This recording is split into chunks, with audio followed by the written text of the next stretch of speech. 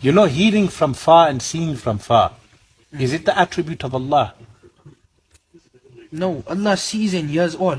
Yes, not from far and close. Yes. So if someone says the Prophet ﷺ hears from far, is he equating him with Allah?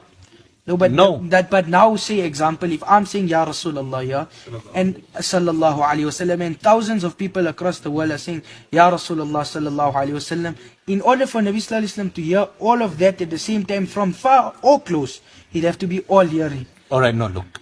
He wouldn't have to. You know why? Why?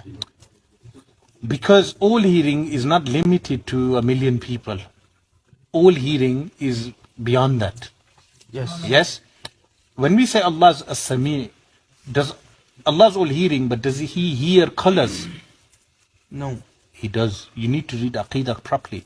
You know, Al-Basir, Allah is all seeing. Does He see sounds? He does. Meaning because He's hearing and seeing is beyond that.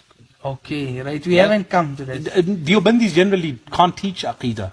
I tell you, no, they Darul Uloom. But we do Aqidat al-Tahawi. No, I'm talking about the Kalam. Ilmul Kalam is weak. Very weak.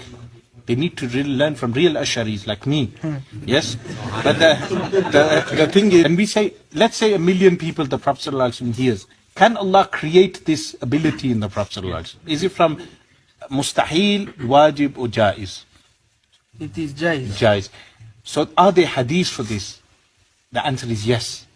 So that's when you look at the hadith, the Prophet ﷺ said what they were saying. So Allah created that ability in him. Yes. Likewise, the Prophet ﷺ in a hadith in Tabarani, the Prophet ﷺ said, Inna Allah rafa'a li dunya. That Allah subhanahu wa ta'ala raised for me the world, and I look at it like the way one of you looks at the palm of your hand. Yes? That's hadith in Tabarani. That hadith is authenticated even by Wahhabi scholars. You know, there's a Wahhabi called At-Tuwayjiri. At-Tuwayjiri authenticates the hadith. He says it's sahih. And that's what the Imam Ahmad Rida Khan, that's what he quotes, hadith. Another example is in Sahih Muslim. The Prophet ﷺ said, Allah subhanahu wa ta'ala opened for me the mashariqul ard and magharibul ard.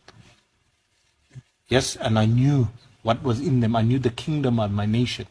So, like this, there are so many hadith that it cannot be shirk. It's similar to angel of death, knowing angel of death. You know, you read Sharh Sudur of Imam Suyuti.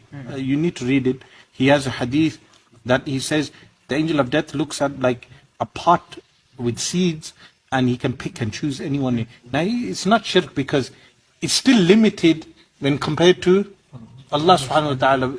So, out of respect, we don't say that. We make the distinction. We say Allah's knowledge is eternal, endless, wajib, the knowledge of the makhluk.